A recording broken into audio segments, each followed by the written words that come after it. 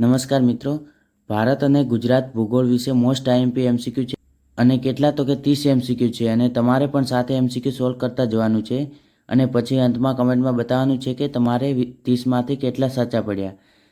તેના પરથી આપણે ખબર પાડીશું કે તમારી તૈયારી કેવી છે અને તમારે મારી જોડે જ એમસીક્યુ સોલ્વ કરતા જવાનું છે. તો મિત્રો આપણે પહેલો એમસીક્યુ જોઈશું કે ગુજરાતમાં સુરખાબનગર કયા આવેલું છે.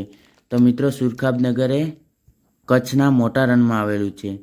મિત્રો આગળ વધીશું, આપણે બીજો એમસીક્યુ જોઈશું.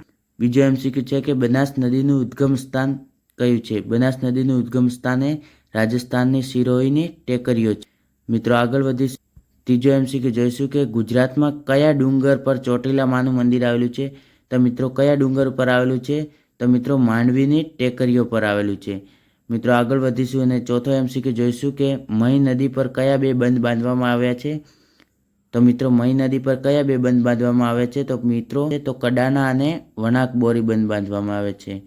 મિત્રો આગળ વધીશું, પાંચમો એમસીક્યુ જોઈશું કે ગુજરાતનો સૌથી મોટો મહેલ લક્ષ્મી વિલાસ પેલેસ કયા શહેરમાં આવેલો છે. તો લક્ષ્મી વિલાસ પેલેસ એ કયા શહેરમાં આવેલો છે. તો કે વડોદરામાં આવેલો છે. મિત્રો આગળ વધીશું અને છઠ્ઠો એમસીક્યુ જોઈશું. છઠ્ઠો એમસીક્યુ છે કે ગેડ પ્રદેશ ગુજરાતના કયા જિલ્લામાં આવેલો છે. તો ગેડ પ્રદેશ એ ગુજરાતના જૂનાગઢ અને પોરબંદરમાં આવેલો છે. મિત્રો આગળ વધીશું અને સાતમો એમસીક્યુ જોઈશું કે ગુજરાતના કયા જિલ્લામાં સૌથી વધુ તાલુકા એટલે કે 14 તાલુકા આવેલા છે. તો મિત્રો આ તો તમને ખબર જ છે, ગુજરાતમાં સૌથી વધારે તાલુકા ધરાવતો જિલ્લો બનાસકાંઠા જિલ્લો છે. એમાં 14 તાલુકા આવેલા છે.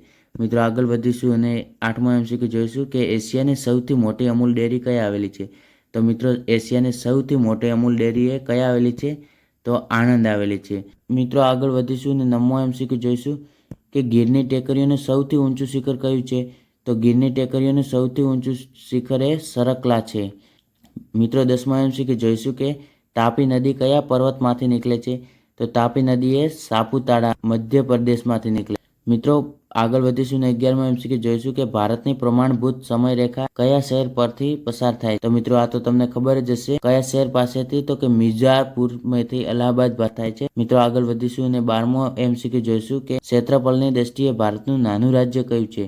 તો ક્ષેત્રફળની દ્રષ્ટિએ પૂછે તો ગોવા આવશે અને વસ્તીની દ્રષ્ટિએ પૂછે તો સિક્કિમ આવશે. આ મિત્રો યાદ રાખજો, મોસ્ટ આઈએમપી પ્રશ્ન છે. મિત્રો આગળ વધીશું. મિત્રો 13મો એમસીક્યુ જોઈશું હીરાકુંડ બંધ કઈ નદી પર આવેલો છે. તો કે હીરાકુંડ બંધ એ કઈ નદી પર આવેલો છે કે મહા નદી પર આવેલો છે. મિત્રો આગળ વધીશું અને 14મો એમસીક્યુ જોઈશું. 14મો એમસીક્યુ છે કે કયા રાજ્યની દરિયાઈ સીમા સૌથી લાંબી છે. તો કયા રાજ્યની દરિયાઈ સીમા સૌથી લાંબી છે. તો કે ગુજરાતની. મિત્રો આગળ વધીશું અને 15મો એમસીક્યુ જોઈશું. 15મો એમસીક્યુ છે કે જોગનો ધોધ કઈ નદી પર આવેલો છે. તો જોગનો ધોધ કઈ નદી પર આવેલો છે. તો શરાવતી નદી પર આવેલો. મિત્રો આગળ વધીશું અને 16મો એમસીક્યુ જોઈશું. 16મો એમસીક્યુ છે કે લક્ષદ્વીપ ટાપુઓ કયા સમુદ્રમાં આવેલા છે. તો લક્ષદ્વીપ ટાપુઓ કયા સમુદ્રમાં આવેલા છે. તો અરબી સમુદ્રમાં આવેલા. મિત્રો 17મો એમસીક્યુ જોઈશું કે વિશ્વનું સૌથી જૂનું પર્વતારોહણ કયું છે. તો મિત્રો સૌથી જૂનું પર્વતારોહણ એ અરવલ્લી છે. મિત્રો આગળ વધીશું અને 18મો એમસીક્યુ જોઈશું. ભારતનો એકમાત્ર સક્રિય જ્વાળામુખી કયા આવેલો છે. તો ભારતનો એકમાત્ર સક્રિય જ્વાળામુખી એ કયા આવેલો છે. તો મિત્રો એ બેરન ટાપુ પર આવેલો છે. કયા આવેલો છે. તો બેરન ટાપુ પર આવેલો છે. મિત્રો આગળ વધીશું અને 19મો એમસીક્યુ જોઈશું કે કયા પાકને ગોલ્ડન ફાઈબર કહેવામાં આવે છે. તો કયા પાકને ગોલ્ડન ફાઈબર કહેવામાં આવે છે. તો મિત્રો એ સનના પાકને આવશે. મિત્રો આગળ વધીશું અને 20મો એમસીક્યુ જોઈશું કે નર્મદા અને તાપી નદીઓ કઈ દિશામાં વહે છે. તો એ પૂર્વથી પશ્ચિમ દિશામાં વહે. મિત્રો આજે 20 એમસીક્યુ આપણે જોયા, ખૂબ જ મોસ્ટ આઈએમપી છે અને જો તમારે એમાંથી કેટલા સાચા પડ્યા તે તમે કમેન્ટમાં જરૂર જણાવો.